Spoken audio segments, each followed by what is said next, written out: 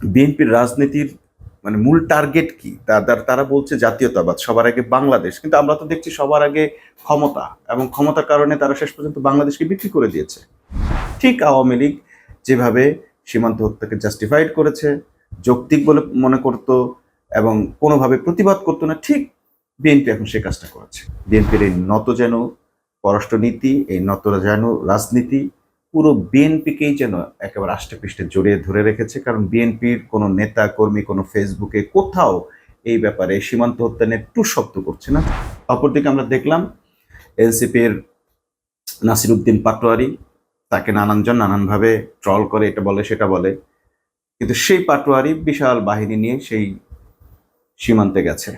সবার আগে দেখলাম জামাত আমির স্পষ্ট ভাষায় খুব অল্প বাক্যে বলে দিয়েছেন, ভারতে সংখ্যালঘু নির্যাতন, শুধু সংখ্যালঘু নয়, ধর্মীয় কোনো গোষ্ঠীর কোনো ধর্মের লোকদের উপরে নির্যাতন হলে বাংলাদেশ এটা সহজভাবে নেবে না, এটা বাংলাদেশ আশা করে না ভারতের কাছে। ডক্টর শহীদুজ্জামান স্যার ঢাকা বিশ্ববিদ্যালয়ের, তিনি স্পষ্টই বলেছেন যে আওয়ামী লীগ স্বাধীনতা বিরোধী, জামাত ইসলামী নয়।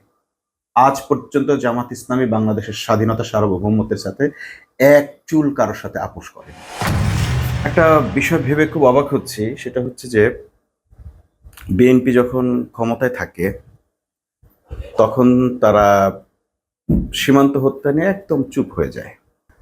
এর কারণটা কি? হ্যাঁ, সরকার চুপ থাকতেই পারে, সরকারের সাথে বায়োলেটারাল বা একটা পররাষ্ট্রনীতির কারণে হোক বা বিভিন্ন দেশের সাথে সম্পর্কের কারণে অনেক সময় তাদের চুপ থাকার প্রয়োজন পড়ে বা থাকতে হয় বা থাকে।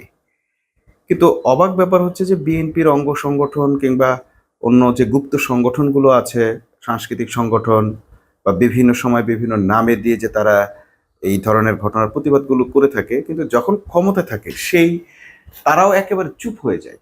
সীমান্ত হত্যাটা তাহলে শুধু তাদের রাজনৈতিক গুটি বা হাতিয়ার?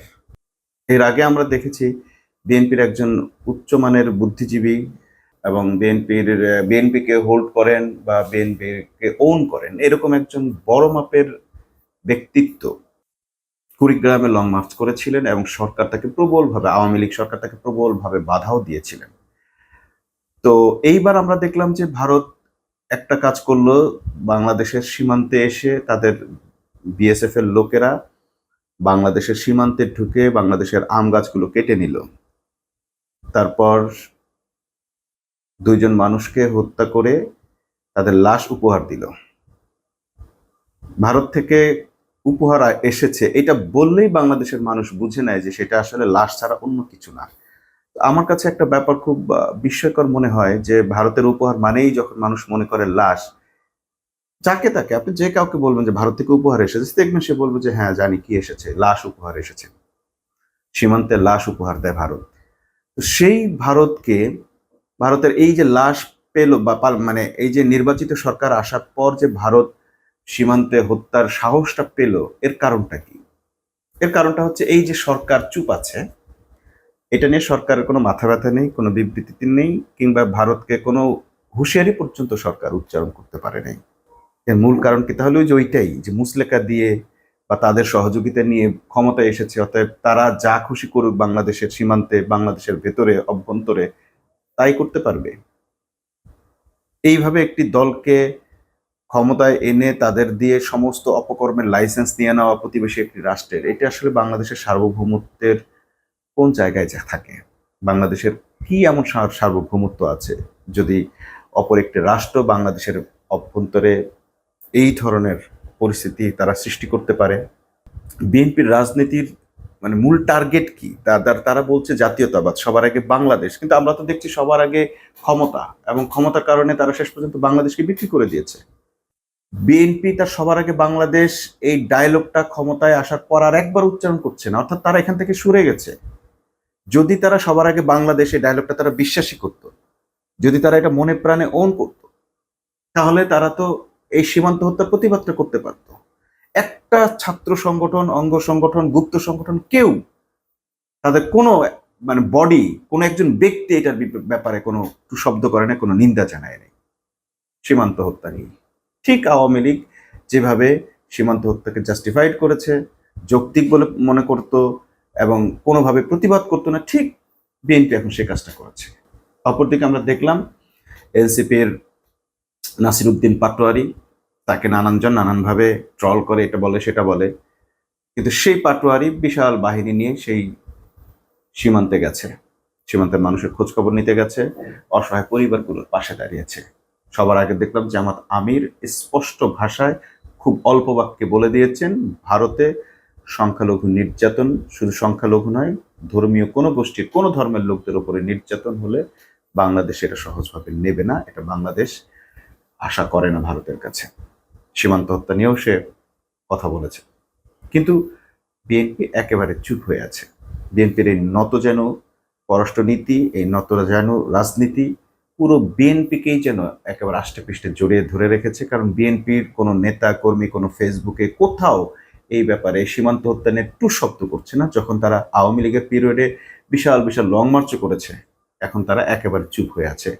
এই ধরনের দ্বিচারিতার রাজনীতি যদি বিএনপি করে, তাহলে বিএনপিকে বাংলাদেশপন্থী দল ভাবার কোনো কারণ নেই।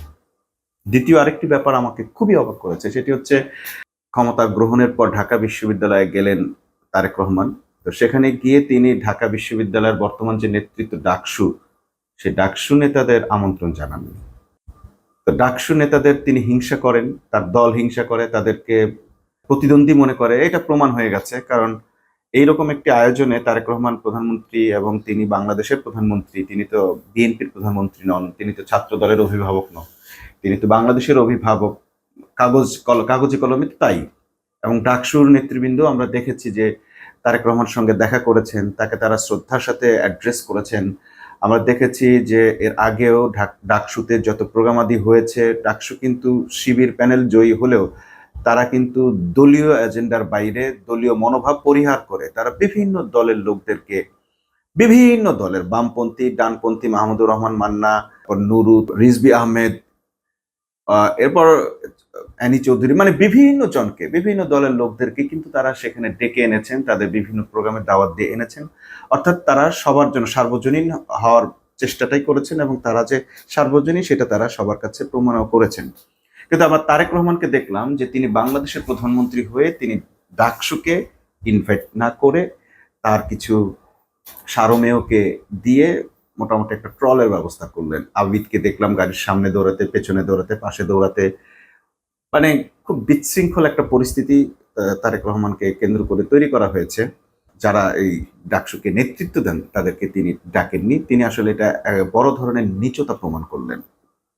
খুব সুন্দর বক্তব্য দিলেন, কথা বললেন, ছাত্রদেরকে যাই কিছু করলেন, তার সবই আসলে শেষ পর্যন্ত ব্যর্থতা পর্যবসিত হলো। কারণ আমরা দেখলাম যে তিনি সেই উদারতার পরিচয়টা দিতে পারলেন না।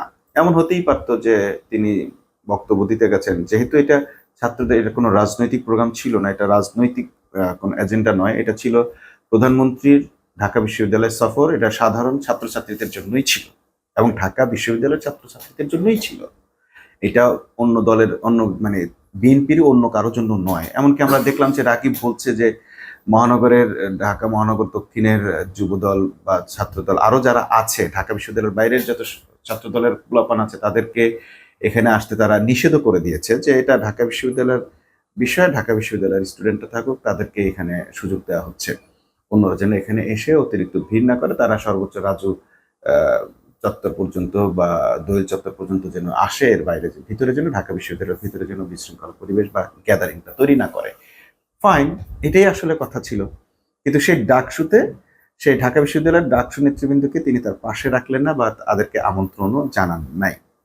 একজন প্রধানমন্ত্রী হয়ে যদি তিনি এই উদারতা দেখাতে না পারেন, নাম্বার ওয়ান, বাংলাদেশের সমস্ত ছাত্র সংগঠন, সমস্ত মানুষ, সমস্ত জনগণকে যদি তিনি ওন করতে না পারেন, তিনি বাংলাদেশের প্রধানমন্ত্রী হতে পারেন না, এক নাম্বার। দ্বিতীয়ত হচ্ছে, বাংলাদেশ নামক রাষ্ট্রটাই গড়ে উঠতে পারে না যদি বাংলাদেশ নামক রাষ্ট্রটি তার দেশের অভ্যন্তরের সীমানার ভেতরে একটি আম গাছ নয়, কচু গাছও যদি কেউ কেটে ফেলে তার ব্যাপারে প্রতিবাদ করতে না পারেন। তিনি যদি এই গাছ নিয়ে কথাটা বলতে পারেন না পারেন যে আমার সীমানায় প্রবেশের অধিকার তোকে কে দিল,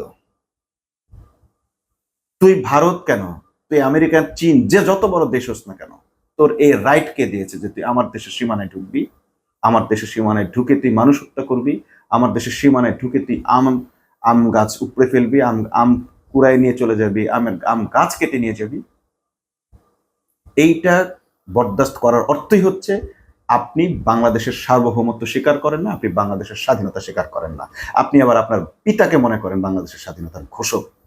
এই বাংলাদেশ কবে স্বাধীন হলো? আমরা তো এক মুহূর্তের জন্য বাংলাদেশকে কখনো দেখিনি ভারতের করায়ত্তের বাইরে যেতে, এক্সেপ্ট ডক্টর ইউনূসের আমলে আমরা দেখলাম ভারতের বাহিনীরা, বিএসএফ এর বাহিনী বাংলাদেশের বিজিবির পা ধরে ক্ষমা চাচ্ছে। সেই ছবি হয়তো এডিটর আপনাদেরকে দেখাতে পারে, এরকম ছবি আছে যে পা ধরে আছে বিজিবির। বাংলাদেশ সেদিনই বাংলাদেশ হয়ে উঠেছিল, বাংলাদেশ সেদিনই স্বাধীন, সেই দিনই সার্বভৌমত্ব ফিরে পেয়েছিল, যেদিন 5ই আগস্টের পর আওয়ামী লেসপেন্সার, আওয়ামী লীগ এবং ভারতের কৃতদাসেরা এই দেশ ছেড়ে চলে গিয়েছিল। কিন্তু আমরা দেখলাম সেই ভারতের কৃতদাসের এখন ভারপ্রাপ্ত আওয়ামী লীগ হয়ে উঠেছে বিএনপি, এবং বিএনপির কারণে এখন সীমান্ত হত্যায় আর ভারত কাউকে বিন্দুমাত্র তোয়াক্কা করছে না। প্রতি মাসে লিখে রাখেন, প্রতি মাসে 2টা করে লাশ ভারত এখন উপহার দিবে, যেটা আওয়ামী আমলেও করেছে। ভারতের বহু জায়গায় সীমান্ত আছে, বহু দেশের সাথে সীমান্ত আছে, পৃথিবীর বিশ্বের আরো যত দেশ আছে, কোন সীমান্তে ভারত কোন হত্যাকাণ্ড করতে পারে না, এক্সেপ্ট বাংলাদেশ। প্রতি মাসে 2টো করে লাশ তারা উপহার দেয়, 3টা করে 4টা করে, অন্তত না হলে একটা লাশ তারা উপহার দিবেই বাংলাদেশকে। পাকিস্তানের সাথে এত বড় বড় কথা বলতে, মানে পাকিস্তানকে আমরা একেবারে, পাকিস্তান মানে একটা বিষ, এরকম একটা জিনিস আমরা ফিল করি। সে মনে করে থাকে যে পাকিস্তানের সাথে যত শত্রুতা এই বাংলাদেশের ভারতপন্থীদের, বাংলাদেশের মানুষের আর বলা উচিত হবে না, ভারতপন্থীদেরই পাকিস্তানের যত রকমের শত্রুতা। সে পাকিস্তানের সীমান্ত আছে বা ভারতের সাথে অনেকগুলো, কই একটাতেও তো কোনো হত্যাকাণ্ড হয় না। কেন বাংলাদেশের সীমান্তে সবসময় নানান অজুহাতে হত্যাকাণ্ড চালায় ভারত? আর আমার বাংলাদেশ, এই বাংলাদেশ 2.0 কেন এখনো কেন সে প্রতিবাদ করতে পারছে না?